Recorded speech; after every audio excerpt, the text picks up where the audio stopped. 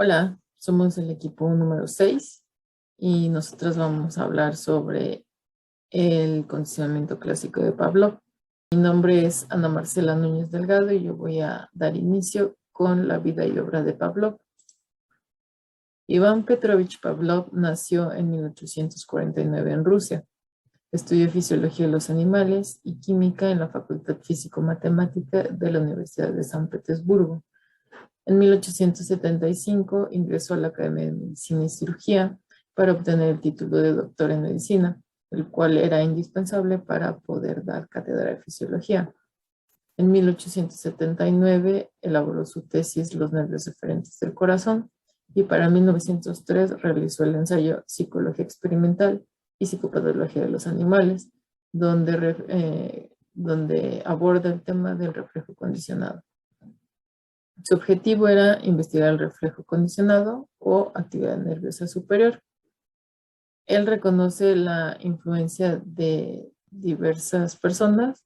El primero es Pisarev en cuanto a lo ideológico, Sion en lo científico, Botkin en cuanto al laboratorio de clínica que él tenía, en donde preparó su tesis sobre los nervios centrífugos del corazón, y también posteriormente empezó sus trabajos sobre la digestión.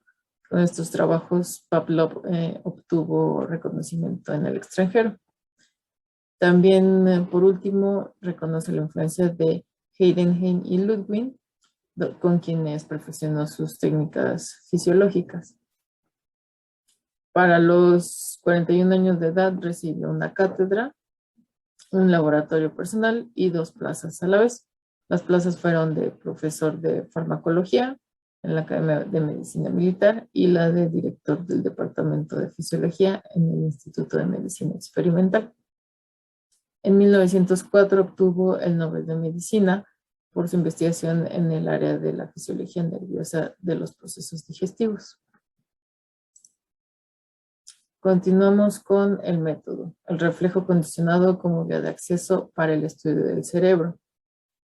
Bueno, Pavlov diseñó un método rigurosamente objetivo para el análisis experimental de los reflejos condicionados, el condicionamiento salival.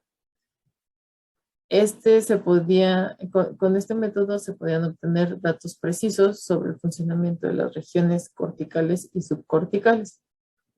El método consistía en la medición de la fuerza del reflejo, es decir, el número de gotas de saliva por unidad de tiempo y tiempo de latencia, mediante la introducción en los conductos de las glándulas salivares de una fístula permanentemente conectada a un tubo de vidrio y a un aparato de registro.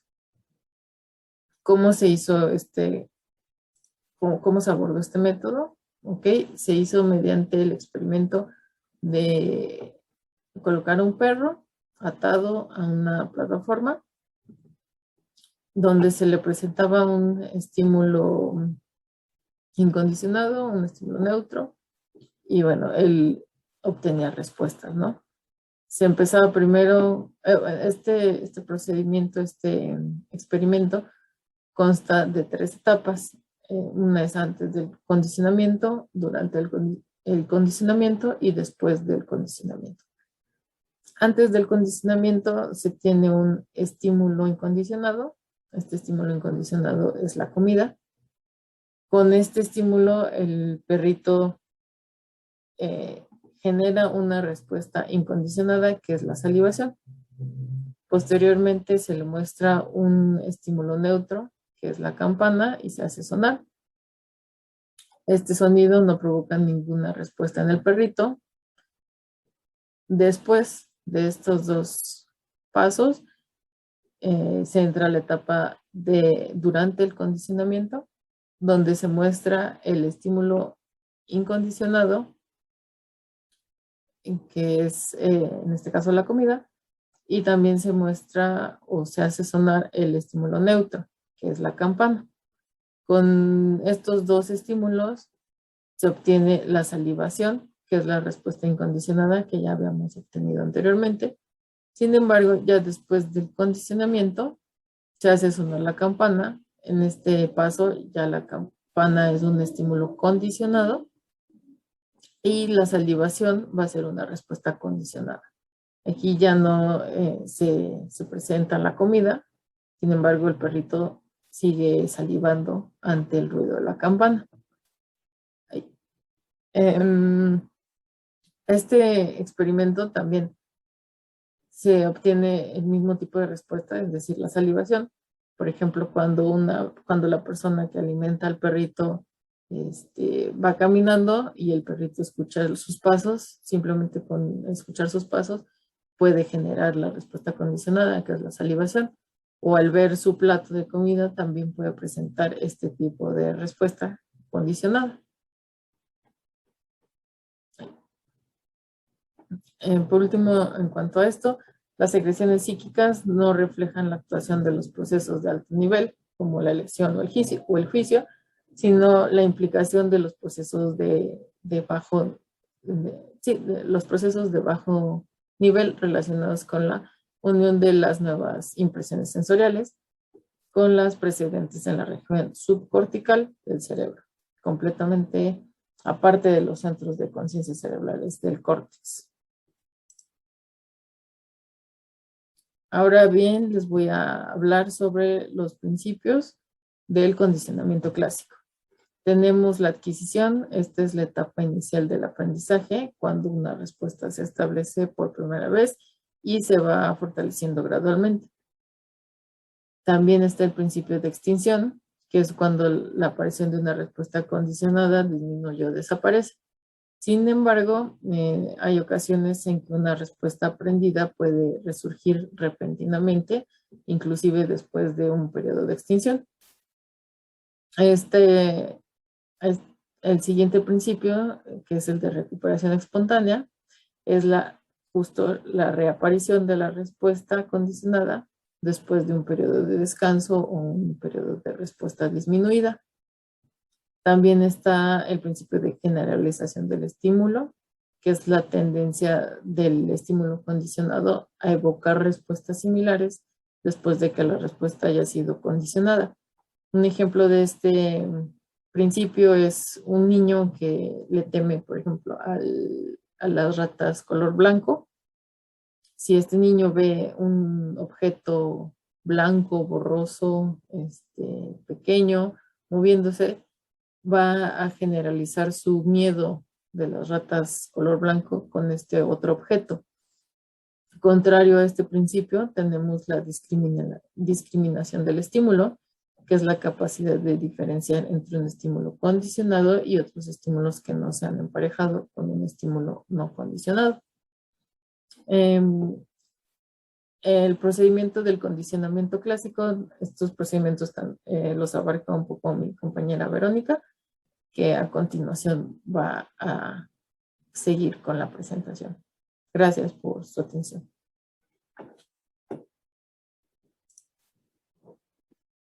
Bueno, pues hola, yo soy Verónica y yo les voy a hablar un poquito acerca de las condiciones para la elaboración del reflejo condicionado de Pavlov. Y pues aquí básicamente la condición que existe es que se debe de aplicar el estímulo incondicionado junto con el condicionado y ver qué resultado tiene. Por ejemplo, vamos a definir el estímulo incondicionado como aquella respuesta que ya la tenemos identificada, lo que produce esa respuesta que ya se tiene identificada, como lo vimos con el experimento del perro. Y el estímulo condicionado es aquel que está asociado con el estímulo incondicionado. Y esto se puede hacer mediante 5 procedimientos, que el primero pues es el simultáneo, donde los dos estímulos se encuentran al mismo tiempo con una diferencia de medio segundo. El demorado, en donde el estímulo condicionado está primero y medio segundo después se pone el estímulo incondicionado. Ahora el de huella, donde es lo mismo que el de morado, nada más se deja un poquito más de tiempo. El retroactivo, que es al revés, es decir, primero se da el incondicionado y luego se pone el condicionado. Y por último es el temporal, que es solo con el estímulo incondicionado. Este estímulo debe ser intenso, pero no tanto para que no afecte los resultados, y las respuestas van a depender o van a ser medidas dependiendo de la latencia, frecuencia, magnitud, amplitud y reclutamiento. Y aquí tenemos un poquito la foto del ejemplo que nos muestran en el libro, del perro y de los experimentos de Pavlov, de la secreción de saliva y que al final pues únicamente con tocar la campana o con el sonido ya se hace este estímulo y ya se genera la secreción de saliva. Ahora, bueno, el objeto de estudio es básicamente la conducta observable y él toma los reflejos, que es el incondicionado innato, que este es el que tiene la conexión con el estímulo de respuesta, es decir, como básica, e incluso muchas veces este se puede llamar instinto, que es decir que actúa directamente en forma conjunta con el organismo, o puede ser el reflejo condicionado. El reflejo condicionado quiere decir que existe una conexión temporal del estímulo nuevo y el que produce el reflejo incondicionado, como lo veíamos en la filmina pasada. Por último, de mi parte, yo les voy a hablar un poquito acerca de los procesos y las leyes de la actividad nerviosa superior. Aquí vamos a hablar un poquito acerca de conceptos, es decir, de la excitación, que es aquella que produce o aumenta el comportamiento, y por el contrario, la inhibición, que es aquella que reduce o hay una ausencia del comportamiento. Y esta puede ser indirecta, que es cuando se da el producto de interacción incompatible de dos centros cerebrales por estímulos productores que tienen reflejos distintos. Y se puede dar de manera directa, que esta puede ser extinción experimental, inhibición condicionada o de demora. Ahora bien, la irradiación, aquí se tiene la ley de irradiación, que es aquella que afirma que la estimulación excita la zona cerebral y esta zona irradia a su alrededor y esta depende de la intensidad que tenga el estímulo. Y el concepto de inducción, que son los cambios de un estado al otro, y de concentración se da la ley de concentración, que es cuando el fenómeno de inhibición, que es parte del sistema nervioso, concentra la excitación en la menor zona cerebral posible, es decir, como la reduce. Y pues también está la ley de inducción mutua, que es la tendencia natural en donde un proceso conduzca a otro, y tenemos como por ejemplo cuando la excitación lleva a la inhibición y puede ser de forma viceversa. Buenas noches, mi nombre es Rocío Lango y les hablaré sobre las aplicaciones prácticas de los estudios de Pavlov. Él realizó una división de la tipología del sistema nervioso basándose en la división que había hecho previamente Hipócrates. Consideró los tipos sanguíneo, colérico, flemático y melancólico. Esto aplicaba a los animales y lo aplicó también en humanos, denominándolos sanguíneo, ciclotímico, flemático y esquizofrénico.